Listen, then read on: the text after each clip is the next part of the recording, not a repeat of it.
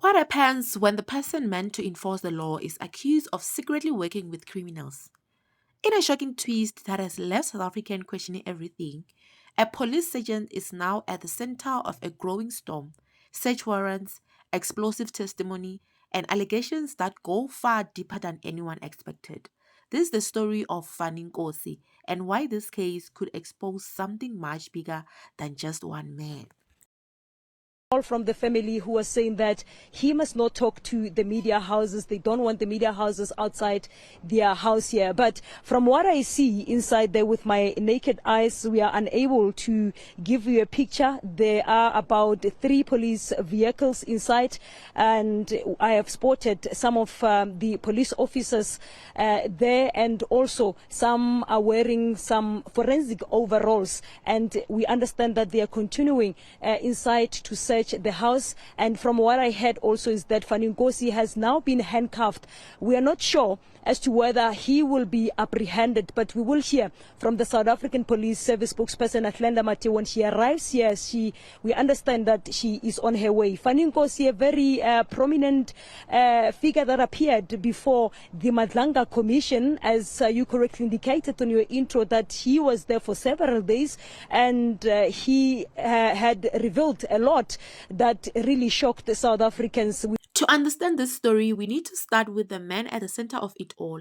Fannie Nkosi is not just any ordinary citizen. He's a police sergeant, a position that comes with responsibility, authority, and public trust. For years, officers like him are expected to protect communities, fight crimes, uphold the law. But now, that same badge is being questioned. Because instead of being seen as a protector, Nkosi is now being investigated as a possible link between crimes and power. And that's where things start to get uncomfortable. So that's a zoomed in picture of the video. That looks like there's something rectangular inside the bag. Can you see? Rectangular.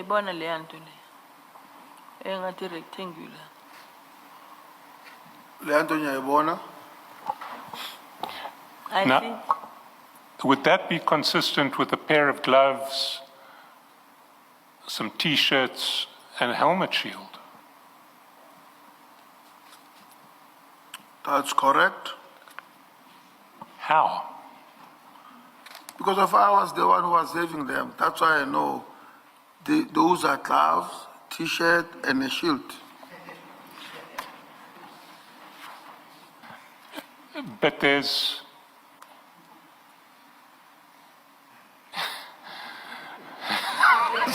I suppose we'll just have to draw our own conclusions from what's there. We're not going to reach agreement on this one. I want to put it to you that it's not gloves, helmets, and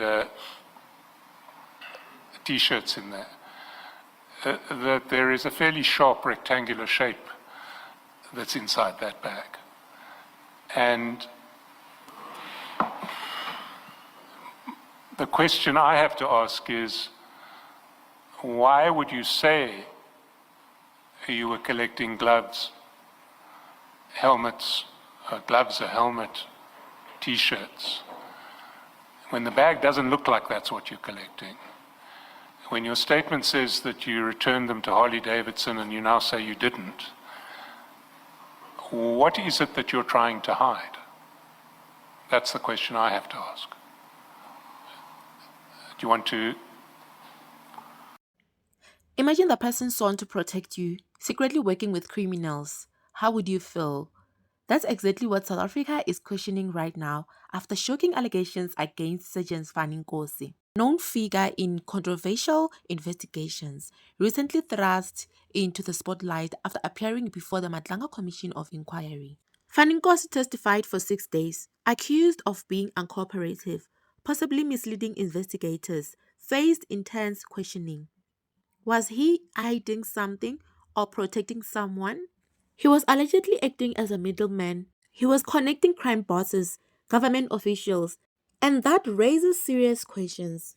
Why am I saying that? Because corruption inside law enforcement, deep criminal networks, and after all that, he still denies and denies and denies. He doesn't know anything they ask. So police executed a search warrant at his home, suggest strong suspicion, ongoing investigation. What exactly were they looking for, and what did they find? Fannie Nkosi denied paying a journalist 500 rand for information linked to attempts to access sensitive details, possible manipulation of information. Could this expose a larger corruption syndicate, links between police and organized crime? Do you think he acted alone, or is this just the tip of the iceberg? If you want more real South African crime stories that the media won't fully explain, hit subscribe, drop your opinion below, and turn on notifications so you don't miss the next expose.